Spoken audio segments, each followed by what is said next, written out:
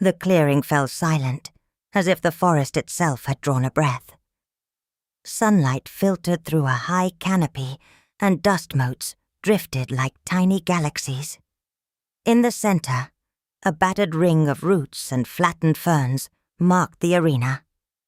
2 bears faced each other, one larger, with a coat the color of old oak, the other leaner, dark as river stones, and between them stood a tiger, upright and composed, wearing a circlet of braided vines that declared the office he bore, referee.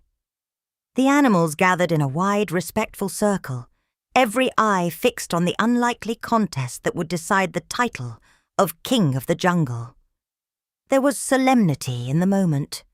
This was no chaotic scramble for dominance. The tiger's voice, low and clear, carried authority. He outlined the rules with meticulous care. No mauling, no treacherous strikes. Honor above all. The bears bowed, mortal and deliberate, each accepting the terms. Even the birds hushed their wings. The jungle, for one afternoon, was governed by ritual and restraint.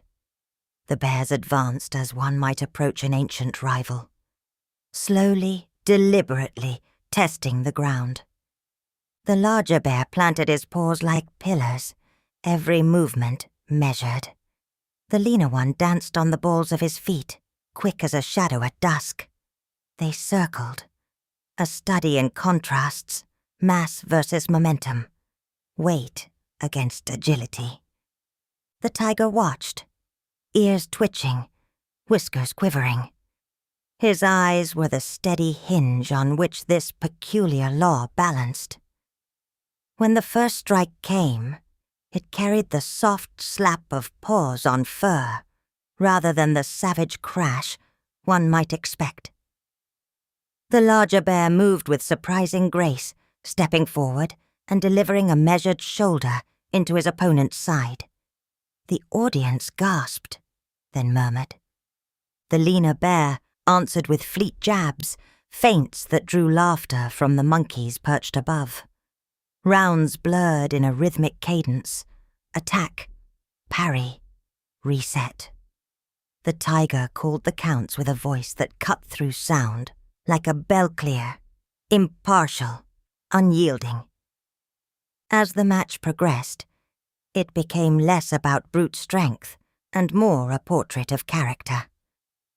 The larger bear's resolve showed in patient, punishing drives.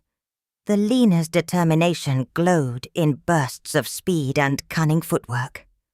Sweat and leaves plastered to their fur. The earth bore witness with small gouges and overturned stones. Animals who had come to watch for spectacle began to understand the broader contest. Which temperament should govern a kingdom, unbending force, or nimble wisdom? Midway, the larger bear stumbled after an unexpected sweep, and for a heartbeat the forest seemed to inhale. The leaner did not strike to finish. Instead, he offered a paw as if to pull his rival upright. The tiger's stare softened for a fraction, and a ripple of something like approval passed through the crowd. This was not mere dominance. It was an assertion of values, bravery tempered by mercy. In the final round, both fighters moved with exhausted clarity.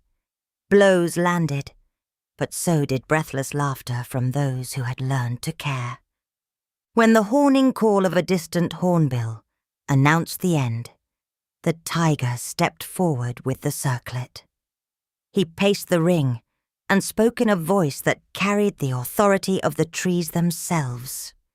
He crowned the larger bear, not solely for his might, but because he had shown steadiness that promised protection, because he had earned the trust of those who looked to him. The clearing erupted into celebration. Roars and trumpets and chirps braided together into a single jubilant chorus. Animals surged forward to offer congratulations. Fawns pressed gentle noses. A troop of monkeys chattered blessings, and even the river otters performed an acrobatic dance along the bank. The crowned bear accepted each tribute with a grave nod, his shoulders heavy with new responsibility, and a smile that softened his broad muzzle. As calm returned, the assembly settled around a long, low table of fallen logs and woven leaves.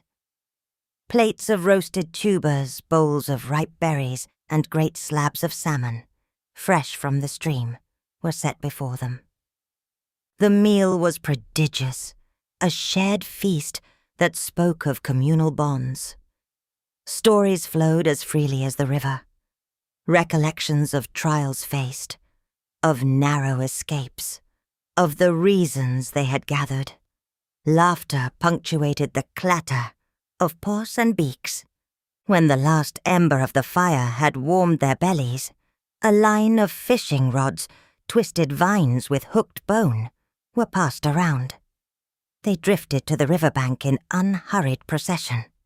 Under a sky embroidered with stars, the animals sat shoulder to shoulder, casting in silence and in conversation, bound by the morning's contest and by the quiet knowledge that leadership had been chosen not through brutality, but through a demonstration of heart.